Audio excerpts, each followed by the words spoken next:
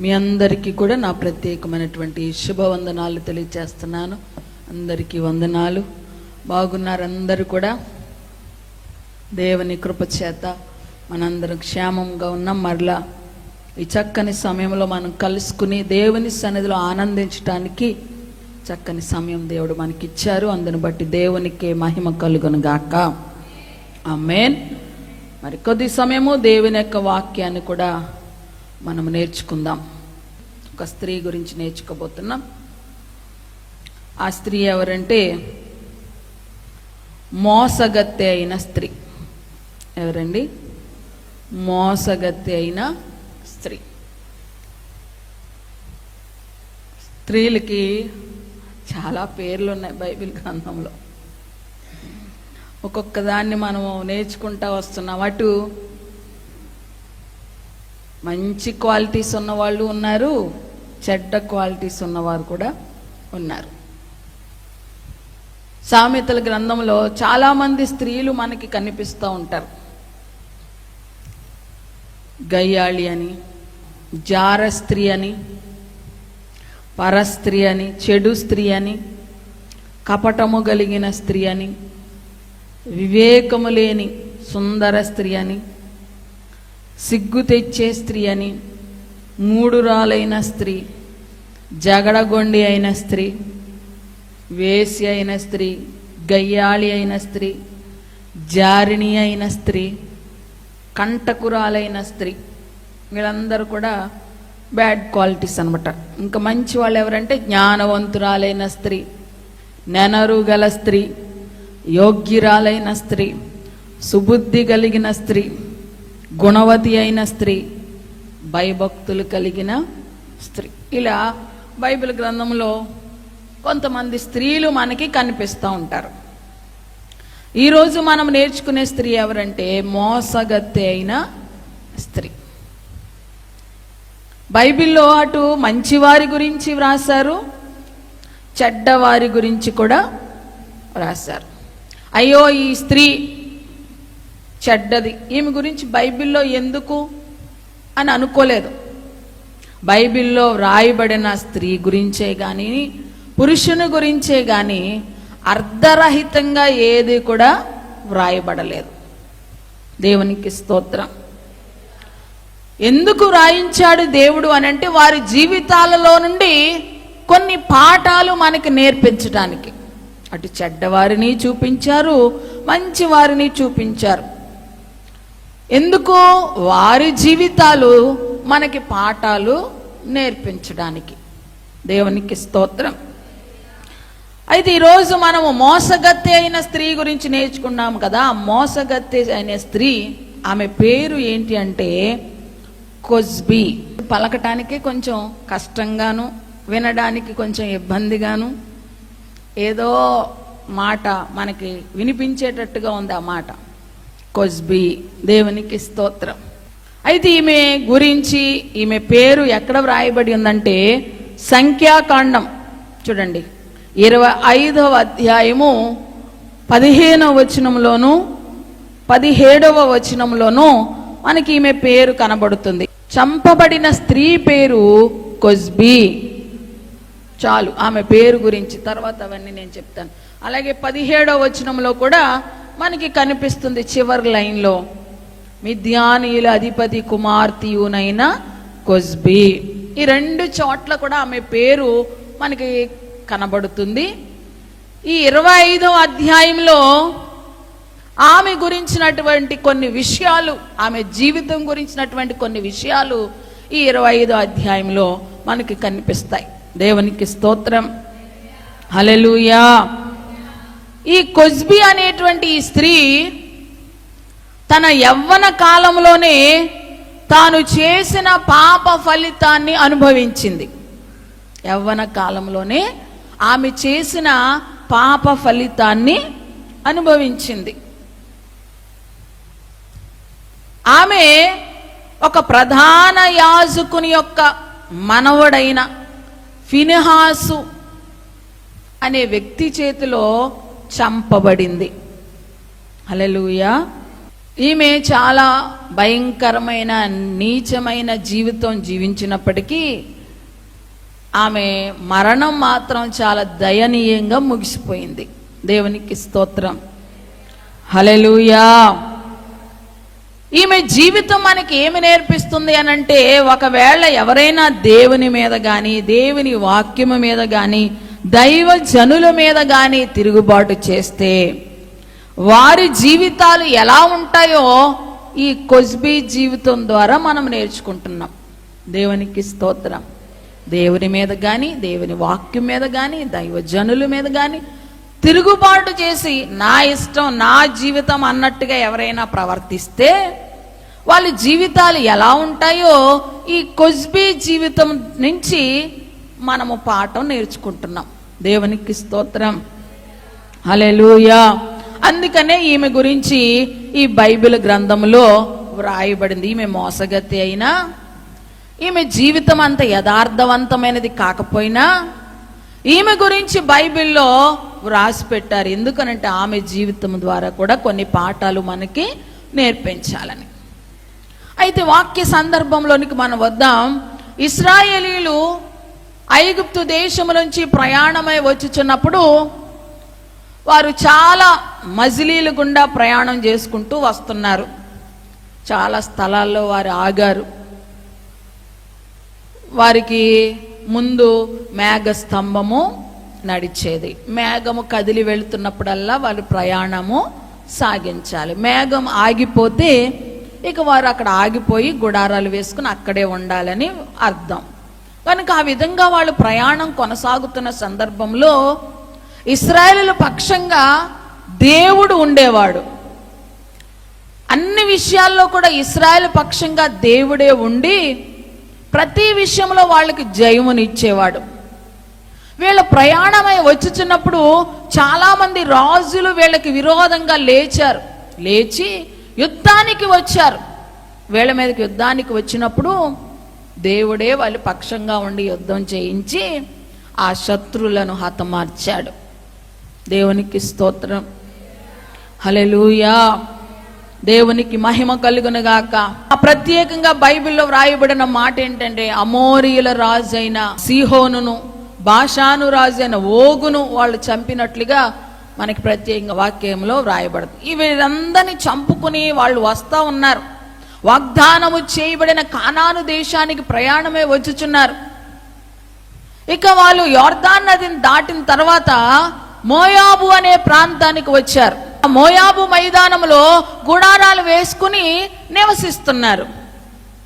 మేఘం ఆగిపోయింది కాబట్టి అక్కడే ఉండి వాళ్ళు నివసిస్తున్న సమయంలో మోయాబు రాజైన బాలాకు వాళ్ళని చూసి ఇశ్రాయేలుల గురించి అప్పటికే విన్నాడు.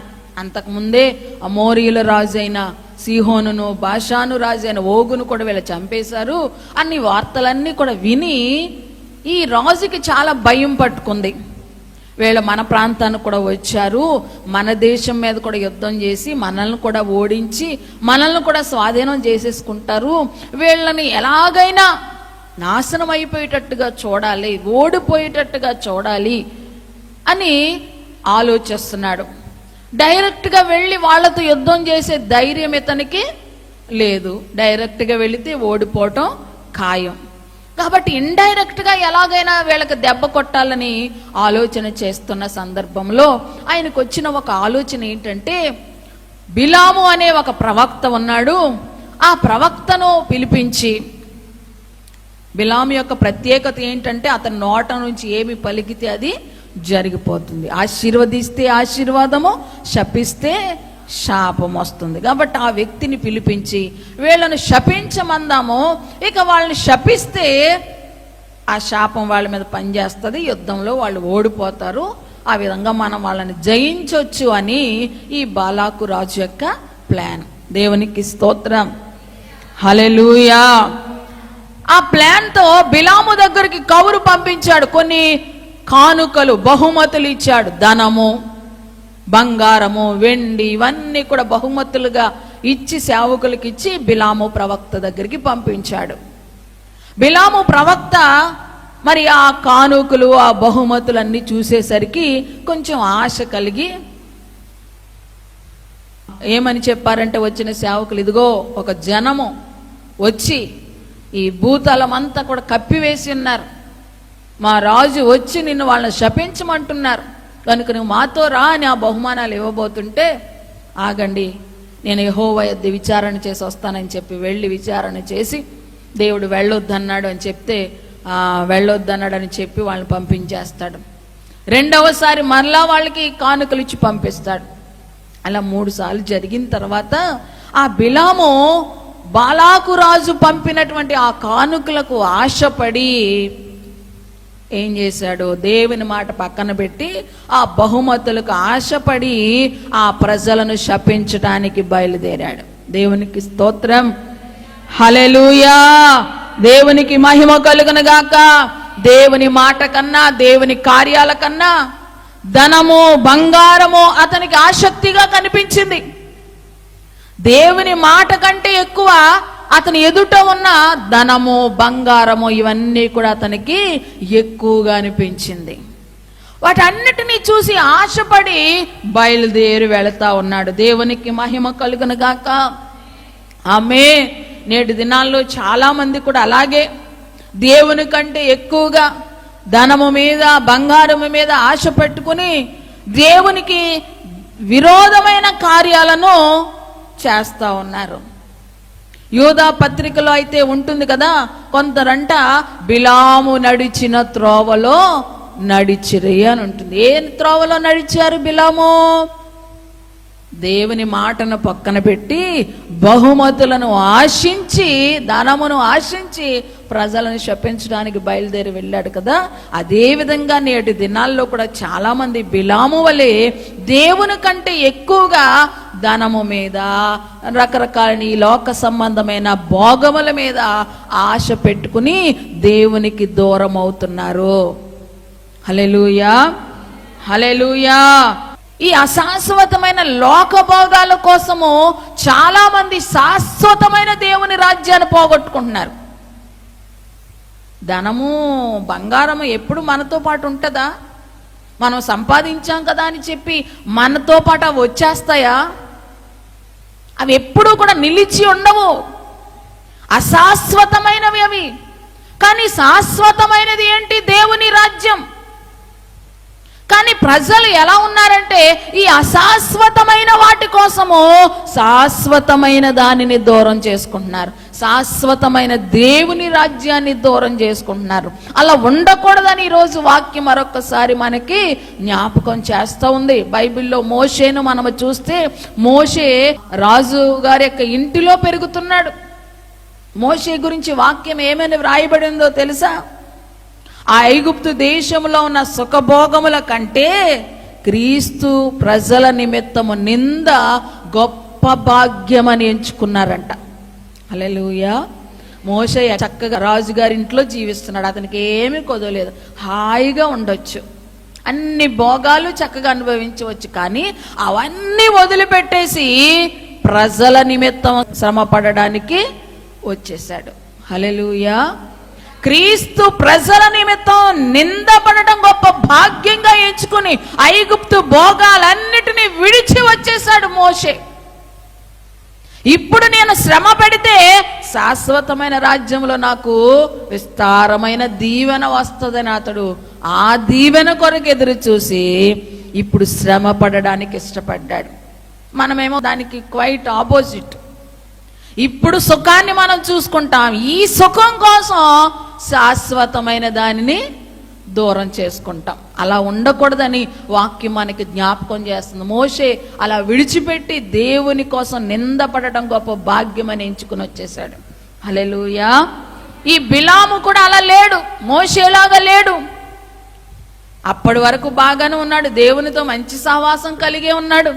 కానీ ఎప్పుడైతే ఈ బహుమతులు ఇతను కనబడ్డాయో, ఈ ధనము బంగారము ఇవన్నీ వెండి ఇవన్నీ కనబడ్డాయో, వాటికి ఆశపడి దేవుణ్ణి పక్కన పెట్టేసి వాటికి ఆశపడి వాటి వెంట వెళతా ఉన్నాడు. దేవునికి మహిమ కలుగును గాక. ఆమేన్. హల్లెలూయా, హల్లెలూయా. అలా వెళ్ళడం వల్ల దేవుడు అతనికి ఇచ్చినటువంటి ఆ గొప్ప కృపను పొందుకున్నాడు. ఏం కృప ఇచ్చాడు అతనికి? అతడిని దీవిస్తే దీవించబడతారు, అతడు శపిస్తే అతని నోట వెంట ఏదొస్తుంది జరిగిపోతుంది. ఎంత భాగ్యం అది! హల్లెలూయా, హల్లెలూయా. మన నోట నుంచి వచ్చే ప్రతి మాట జరిగిపోతే ఎంత బాగుంటుంది! హల్లెలూయా. అది ఎంత గొప్ప కృప! అందరికీ ఉండదు కదా. బిలాముకి ఇచ్చాడు దేవుడు ఆ కృప, కానీ ఆ కృపను కాలుదన్నుకుని దాన్ని వదిలేసుకుని ఆ భోగాల కోసం, ఆ బహుమతుల కోసం వాటి వెంట పరుగులెట్టాడు. బిలాము వలె మనం ఉండకూడదని వాక్యం మనకి మరొక్కసారి జ్ఞాపకం చేస్తుంది. దేవునికి స్తోత్రం, హల్లెలూయా. తీరా అవన్నీ ఆశపడి వెళ్ళాడు. శపించడానికి నిలబడిన ప్రతిసారి కూడా అతని నోట నుండి ఏమొచ్చింది? ఆశీర్వాదమే వచ్చింది. ముమ్మారు కూడా ఆ ప్రజలను దీవించేశాడు. బాలాకు రాజు అంటాడు, బిలాము ఎందుకు పిలిచానయ్యా నిన్ను? శపించడానికి కదా పిలిచాను, నీ వచ్చేంటి వీళ్ళని ముమ్మారు దీవించేశావంటే. అతడు అంటాడు, ఇక నా వలన ఏమీ కాదు, దేవుడు వాళ్ళని దీవించాడు. ఆయన నా నోట నుంచవలసింది నేను పలకడం తప్ప నా వలన ఏముంది, కాబట్టి నేనేమీ చేయలేను. ఇంకా ఆయన వారిని పూర్తిగా దీవించేశాడు. దేవునికి స్తోత్రం, హల్లెలూయా, హల్లెలూయా. శపించడానికి తీసుకొచ్చాడు, ఇతడేమో దీవించాడు. ఇక ఆ ప్రజలను ఓడించడం ఈ బాలాకు రాజు వల్ల కాదు. ఇప్పుడు బిలామును అడుగుతున్నారు, ఇది ఎలాగో నువ్వు చేయలేదు కదా, ఎలాగైనా నాకు ఒక మంచి ఆలోచన, ఈ ప్రజలను నేను ఎలాగైనా ఓడించాలి అని అంటే, బిలాము ఇప్పుడు ఒక చెడ్డ సలహా బాలాకు రాజుకి ఇస్తాడు. ఆ సలహా ఏంటంటే, ఇక్కడి నుంచి మన వాక్యము ప్రారంభమవుతుంది. దేవునికి స్తోత్రం. ఆ చెడ్డ సలహా ఏంటో తెలుసా?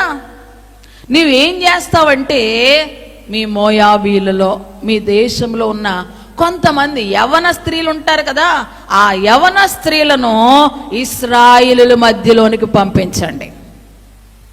ఎక్కడికి పంపించమన్నాడు? ఇశ్రాయేలు ఎక్కడున్నారు? మోయాబు మైదానంలో గుడారాలు వేసుకుని ఉంటున్నారు కదా, వాళ్ళ యొద్దకు ఈ యవ్వన స్త్రీలను పంపించండి. మోయాబీలు శపించబడిన ప్రజలు కదా, ఆ స్త్రీలను వాళ్ళ దగ్గరకు పంపించు. ఈ మోయాబీలతో ఇంకొక ప్రజలు కూడా కలిశారు. వాళ్ళు ఎవరంటే మిద్యానీయులు. ఎవరు చెప్పండి? మిద్యానీయులు. వీళ్ళిద్దరూ కలిసి ఆలోచన చేసి ఆ మోయాబులో ఉన్న యవన స్త్రీలను, మిద్యానీయులలో ఉన్న యవన స్త్రీలను ఎక్కడికి పంపించారంటే ఇశ్రాయేలు మధ్యలోనికి పంపించారు. నువ్వు అలా పంపించు. అప్పుడు ఇశ్రాయేలు ఏం చేస్తారు? ఆ ప్రజలతో పాపం చేస్తారు, వ్యభిచరిస్తారు.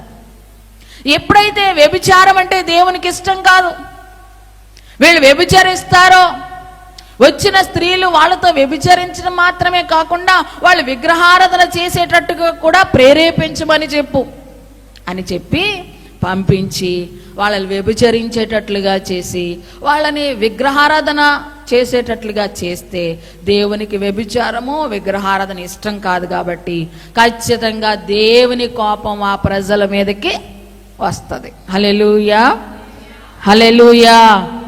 ఇప్పుడు దేవుని కోపం వచ్చింది అనుకోండి, దేవుడే వాళ్ళని శిక్షిస్తాడు. మన చేతికి దుమ్ము అంటుకోదు, మన చేతికి మట్టి అంటుకోదు.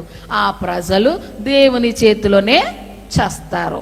హల్లెలూయా, హల్లెలూయా. ఇటువంటి ఒక పాడు చెడ్డ సలహా ఈ యొక్క ప్రవక్త బాలాకు రాజుకి తెలియజేశాడు. దేవునికి స్తోత్రం, హల్లెలూయా. దేవుని ప్రవక్తలు, దైవజనులు ఇటువంటి చెడు సలహాలు ఇవ్వచ్చా? దేవుని ప్రజలకు విరోధంగా దేవునికి కోపం పుట్టించేటువంటి సలహాలు ఇవ్వచ్చా అంటే ఎంత మాత్రం కూడా ఇవ్వకూడదు. కానీ బిలాము ప్రవక్త ఆ సలహా ఇవ్వడం వలన బాలాకు దాన్ని ఖచ్చితంగా ఫాలో అయ్యాడు. ఆ ప్రకారంగా వెళ్ళి తన ప్రజలలో మోయాబీలలో ఉన్న యవన స్త్రీలను, మిద్యానీలలో ఉన్న యవన స్త్రీలను ఆ ప్రజల మధ్యకి పంపించారు. పోనీ ఈ ప్రజలు వచ్చినప్పుడు, ఈ స్త్రీలు వచ్చినప్పుడు ఇశ్రాయేలీలు ఎలా ఉండాలి? అయ్యో వీరు అన్య స్త్రీలు, వీళ్లతో మనము పాపం చేస్తే, వీళ్లతో మనము కలిస్తే దేవుని కోపం వస్తుంది అన్న గ్రహింపు వాళ్ళకు ఉండాలి కదా. హల్లెలూయా. కానీ ఇశ్రాయేలీలు వాళ్ళు కొంచెం కళ్ళు నెత్తుకొచ్చినట్లుగా చేసి ఏం చేశారు, వాళ్ళు ఆ వచ్చిన స్త్రీలతో వ్యభిచరించారు. హల్లెలూయా. ఎవరు ఇష్టం వచ్చినట్టుగా వాళ్ళు ఆ స్త్రీలతో జీవిస్తా ఉన్నప్పుడు, వ్యభిచరిస్తా ఉన్నప్పుడు, ఆ వాక్యం ప్రారంభంలో ఉంటుంది కదా, యెహోవా కోపము వారి మీద రగులుకొనెను. హల్లెలూయా. ఇందాక చెప్పాను కదా, దేవునికి వ్యభిచారం అన్నా విగ్రహారాధన అయినా ఇష్టం కాదు. దేవుడు వారికి ఏమి లోటు చేశాడు, అన్ని చక్కగా అనుగ్రహిస్తూ, దేవుడే వారి పక్షంగా ఉండి అన్ని విషయాల్లో జయమునిస్తూ వారిని నడిపించుకుంటా వస్తా ఉన్నప్పుడు ఈ ప్రజలు ఏం చేశారు, ఇశ్రాయేలీయులు దేవునికి వ్యతిరేకమైన పని చేశారు, దేవునికి అసహ్యమైన పని చేశారు. మోయాబీయులతో వ్యభిచరించారు. దేవుని కోపం వాళ్ళ మీదకి వచ్చింది. ఎప్పుడైతే దేవుని కోపం వాళ్ళ మీదకి వచ్చిందో ఒక భయంకరమైన తెగులు ఆ సమాజంలోనికి వచ్చింది. హల్లెలూయా. తెగులు వచ్చింది. దేవుని కోపం వస్తే ఏమొచ్చింది, అక్కడ తెగులు వచ్చింది. ఆ తెగులు చేత ఇంచుమించు 24,000 మంది చనిపోయారు. ఎంతమంది చనిపోయారు? 24,000 మంది చనిపోయారు. చదువుదామా మాటలు ఒక్కసారి. 25వ అధ్యాయము మొదటి నుంచి చదవండి. ఇశ్రాయేలీలు షిత్తీములో దిగి ఉండగా ప్రజలు మోయాబు రాండ్రతో వ్యభిచారము చేయసాగిరి. ఆ స్త్రీలు తమ దేవతల బలులకు ప్రజలను పిలవగా వీరు భోజనము చేసి వారి దేవతలకు నమస్కరించిరి. అట్లు ఇశ్రాయేలీలు బయల్పెయోరుతో కలుసుకొనినందున వారి మీద యెహోవా కోపము రగులుకొనెను. అప్పుడు యెహోవా మోషేతో ఇట్లనెను, నీవు ప్రజల అధిపతులందరినీ తోడుకొని యెహోవా సన్నిధిని సూర్యునికి ఎదురుగా వారిని ఉరితీయము. అప్పుడు యెహోవా కోపాగ్ని ఇశ్రాయేలీయుల మీద నుండి తొలగిపోనని చెప్పాను. కాబట్టి మోషే ఇశ్రాయేలీయుల న్యాయాధిపతులను పిలిపించి, మీలో ప్రతివాడును బయల్పెయోరుతో కలుసుకొనిన తన వశములోని వారిని చంపవలని చెప్పాను. ఇదిగో మోషే కన్నుల ఎదుటను ప్రత్యక్షపు గుడారం యొక్క ద్వారమునొద్ద ఏడ్చుచుండిన ఇశ్రాయేలు సమాజం యొక్క సర్వ సమాజం యొక్క కన్నుల ఎదుటను ఇశ్రాయేలులో ఒకడు తన సహోదరుల యొద్దకు ఒక మిద్యాను స్త్రీని తోడుకొని వచ్చెను. హల్లెలూయా. దేవునికి మహిమ కలుగునుగాక. 9వ వచనంలో కనబడుతుంది కదా, 24,000 మంది ఆ తెగులు చేత చనిపోయారు. హల్లెలూయా. ఆ తెగులు చేత ఎంతమంది చనిపోయారంట? 24,000 మంది చనిపోయారు. దేవునికి స్తోత్రం. హల్లెలూయా. ఒక ప్రక్కన తెగులు వచ్చింది. ఆ తెగులుతో ప్రజలు చనిపోతా ఉన్నారు. మోషే ఏమో ప్రజలందరినీ హెచ్చరిస్తూ ఉన్నాడు, అయ్యో మీరు పాపం చేయొద్దు, పాపం మానండి, దేవునికి భయపడండి, మీ పాపాలని విడిచిపెట్టండి అని మోషే మరో ప్రక్కన హెచ్చరిస్తూ ఉన్నాడు. ఇలా హెచ్చరిస్తూ ఉన్నా అనేక మంది ఒక ప్రక్కన చచ్చిపోతూ ఉన్నా ఇవేమీ పట్టించుకోకుండా ఒక వ్యక్తి ఏం చేశాడంట, అక్కడ మనం చదువుకున్నాం కదా 6వ వచనంలో, ఇశ్రాయేలీలో ఒకడు తన సహోదరుల యొద్దకు ఒక మిద్యాను స్త్రీని తోడుకొని వచ్చెను. అలా ఆ స్త్రీని తోడుకొని వచ్చి ఆ స్త్రీతో పాపం చేస్తా ఉన్నప్పుడు మోషే ఇంత హెచ్చరిస్తా ఉన్నా అసలు ఏమాత్రం భయం లేకుండా ఆ వ్యక్తి ఈ మిద్యాను స్త్రీని తీసుకొచ్చి ఆమెతో పాపం చేస్తూ ఉన్నప్పుడు ఇది ఫినిహాసు అనే వ్యక్తి చూశాడు. ఫినిహాసు ఎవరు అని అంటే అహరోను గారి యొక్క మనవడు. అహరోను కుమారుడు ఎలియాజరు, ఎలియాజరు యొక్క కుమారుడు ఫినిహాసు. ఇతడు దాన్ని చూసి తట్టుకోలేక మోషే ఇంతగా హెచ్చరిస్తా ఉన్నా అసలు ఏమాత్రం భయం లేకుండా వీళ్ళు ఇలా విచ్చలవిడిగా ప్రవర్తిస్తున్నారేంటి అని చెప్పి అతడు ఏం చేశాడంటే ఒక ఈట చేత పట్టుకుని వెళ్ళి వారిద్దరిని కలిసి పొడిచి చంపేశాడు. ఆమె మీద గుచ్చితే అది ఆ వ్యక్తి మీద కూడా వెళ్ళి ఇద్దరు కూడా ఈటలో చిక్కుకుని ఇద్దరు కూడా చనిపోయారు. ఫినిహాసు వాళ్ళని చంపేశాడు. వాళ్ళిద్దరిని చంపిన తర్వాత తెగులు ఆగిపోయింది అని అక్కడ మనకి కనిపిస్తుంది. దేవునికి స్తోత్రం. హల్లెలూయా. దేవునికి మహిమ కలుగును గాక. 2 చేతులు పైకెత్తి స్తోత్రములు చెప్దాం. హల్లెలూయా, హల్లెలూయా. ఇక్కడ ఈ 6వ వచనంలో అయితే వారి పేర్లు వ్రాయబడలేదు. ఇశ్రాయేలు నుంచి ఒకడు అని ఉంది, మిద్యాను స్త్రీ అని ఉంది. వారి పేర్లు మనకి ఎక్కడ కనిపిస్తున్నాయి అంటే కింద మనం ఇందాక చదువుకున్నాం కదా, 14-15 వచనాల్లో మనకి కనిపిస్తుంది. ఆ ఇశ్రాయేలులో ఒకడు ఎవరనంట? చంపబడిన వాని పేరు జిమ్రీ. అతడు ఎవరంట? జిమ్రీ. అతడు షిమ్యోనీలలో తన పితరుల కుటుంబమునకు ప్రధాని అయిన సాలు కుమారుడు. ఇశ్రాయేలు 12 గోత్రాలు ఉంటే ఆ గోత్రాల్లో ఒక గోత్రమైన షిమ్యోను గోత్రానికి చెందిన ఆ పెద్దలలో ఒక ప్రధాని అయిన సాలు యొక్క కుమారుడంట ఈ జిమ్రీ. రెండవది చంపబడిన స్త్రీ ఎవరు? ఆమె పేరేం పేరంట? కొజ్బి. ఈమె ఎవరు? ఆమె కూడా ప్రధాన అధిపతి యొక్క కుమార్తె అని అక్కడ మనకి కనబడుతుంది. దేవునికి స్తోత్రం, హల్లెలూయా.